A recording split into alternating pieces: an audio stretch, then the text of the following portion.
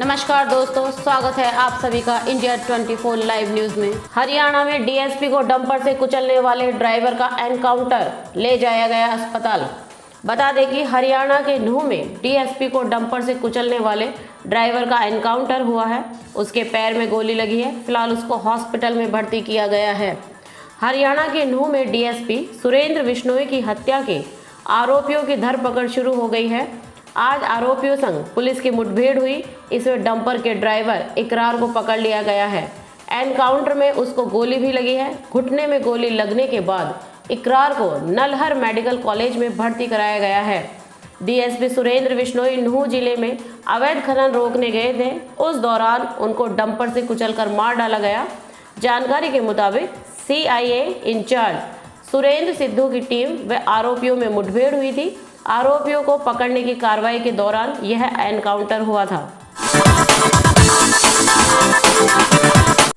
आखिरी बार वनडे खेलने उतरे बेन स्टोक्स, मैदान पर आते ही छलके आंसू।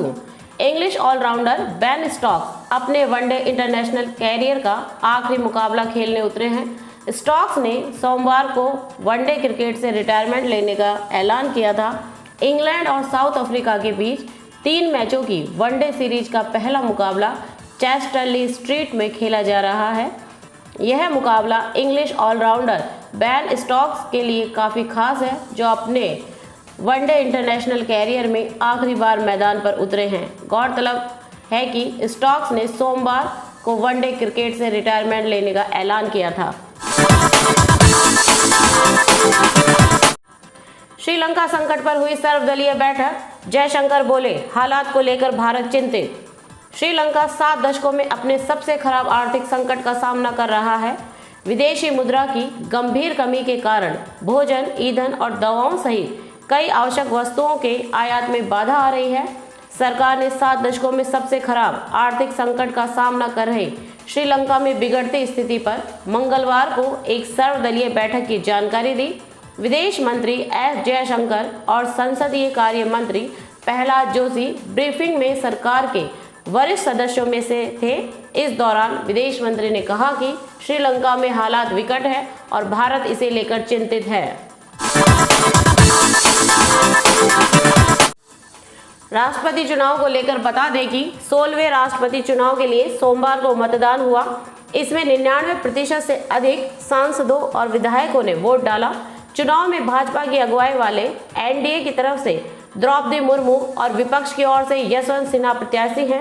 वोटिंग के बाद अब एनडीए की उम्मीदवार द्रौपदी मुर्मू की जीत और अधिक पुख्ता होती नजर आ रही है। मुर्मू के पक्ष में विपक्ष के कई विधायकों ने क्रॉस वोटिंग की।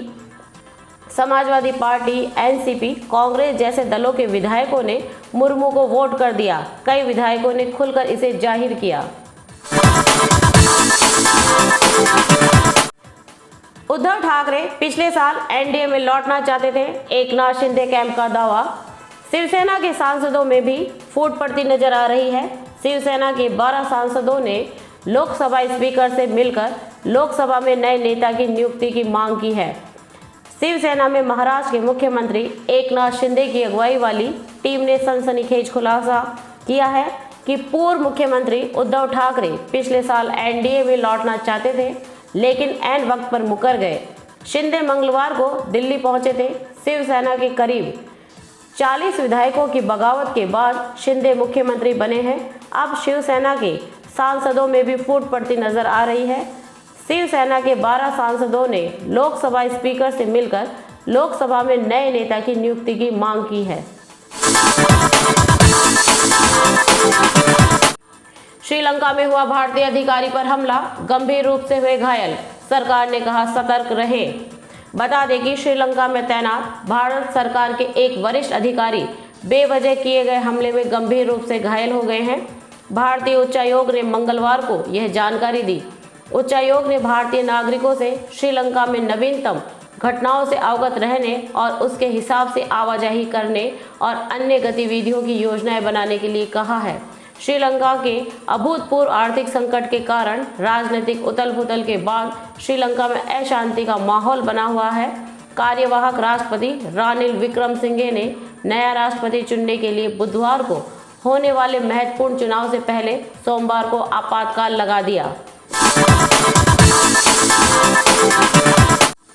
धरती से आज टकराएगा सौर तूफान, रेडियो सिग्नल से लेकर जीपीएस ब्लैकआउट होने तक का डर, आपकी जिंदगी पर भी इस तरह पड़ सकता है असर। साल 1989 में भी ये घटना हुई थी। तब कनाडा के क्यूबेक शहर को इसने प्रभावित किया था। वहां इसकी वजह से 12 घंटे के लिए बिजली चली गई थी, जिसके चलते लोगों को काफ़ी दिक्कतों का सामना करना पड़ा।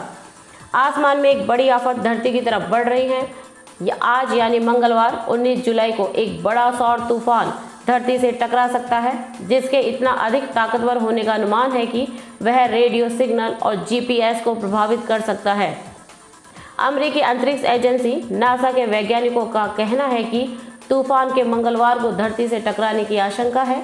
अगर ऐसा होता है तो इससे धरती पर कई तरह की परेशानियां खड़ी हो सकती है। सौर मंडल से संबंधित शोधकर्ताओं का कहना है कि तूफान की वजह से रेडियो ब्लैकआउट हो सकता है। अगर ऐसा होता है तो जीपीएस तकनीक से चलने वाले उपकरण बंद हो जाएंगे। नुपुर शर्मा की हत्या करने आया पाक घुसपैठिया पकड़ा गया, बैग में मिला चाकू और मैप। बता दें कि राजस्थान के श्रीगंगानगर जिले में सीमा सुरक्षा बल के जवानों की ओर से पकड़े गए पाकिस्तानी घुसपैठिए से पूछताछ में हैरान कर देने वाले खुलासे हुए हैं।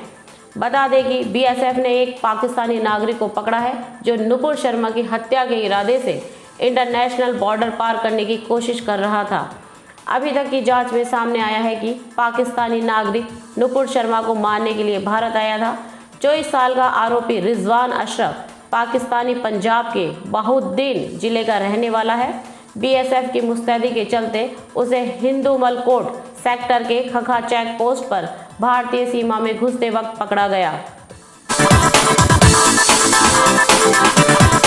वित्त मंत्री ने किया बड़ा ऐलान, आटा, दाल, चावल समेत इन 14 चीजों पर नहीं लगेगा कोई जीएसटी। केंद्रीय वित्त मंत्री निर्मला सीतारमण ने आज एक लिस्ट शेयर करते हुए बताया कि लिस्ट में मौजूद सभी 14 चीजों को यदि खुला बेचा जाएगा, अर्थात बिना पैकिंग के बेचा जाएगा, तो उन पर जीएसटी की कोई भी दर लागू नहीं होगी। इसमें दाल, चावल, गेहूं, बाजरा, सूजी और दही, लस्सी जैसी रोजमर्रा में इस्तेमाल होने वाली कई महत्वपूर्ण चीजें शामिल हैं।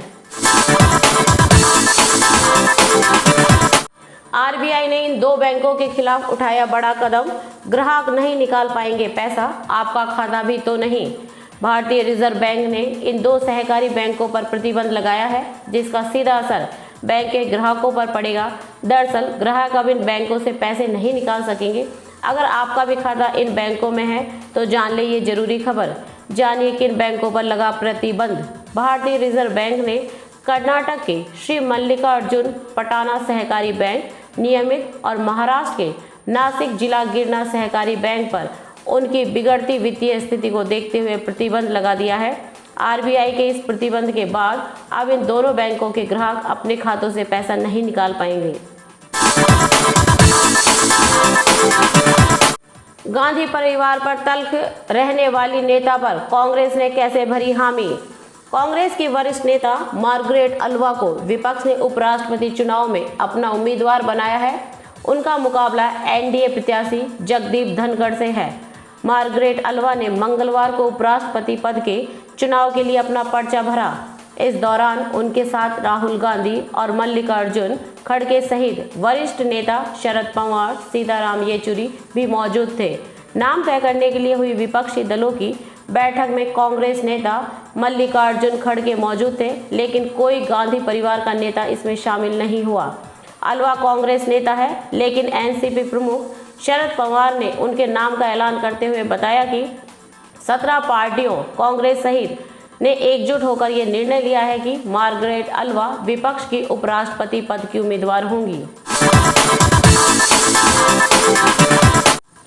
अयोध्या म्यूजियम, रामायण भवन और फैसिलिटी सेंटर का निर्माण करेगा विकास प्राधिकरण।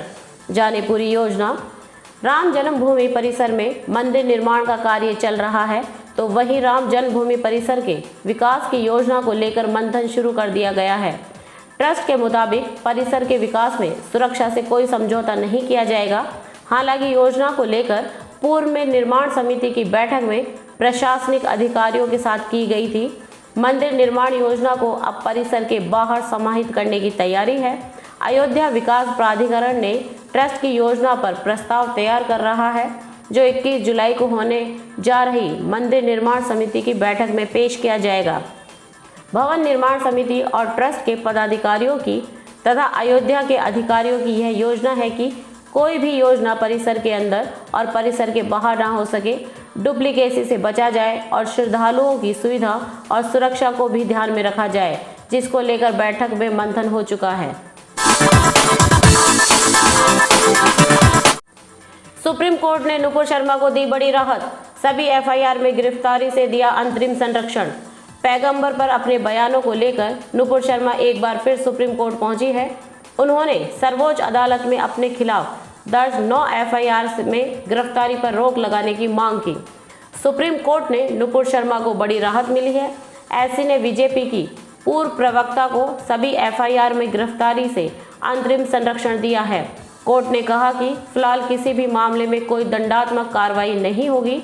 हमारी चिंता ये है कि नुपुर को वैकल्पिक कानूनी उपाय करने का मौका मिले। इसके साथ ही सुप्रीम कोर्ट ने नुपुर की याचिका पर दिल्ली पुलिस, पश्चिम बंगाल, तेलंगाना आदि को नोटिस जारी कर 10 अगस्त तक जवाब मांगा है। भविष्य में अगर उनके बयान को लेकर दिए गए बयान को लेकर कोई नई एफआईआर दर्ज होती है तो भी नुपुर के खिलाफ कोई कार्रवाई नहीं होगी।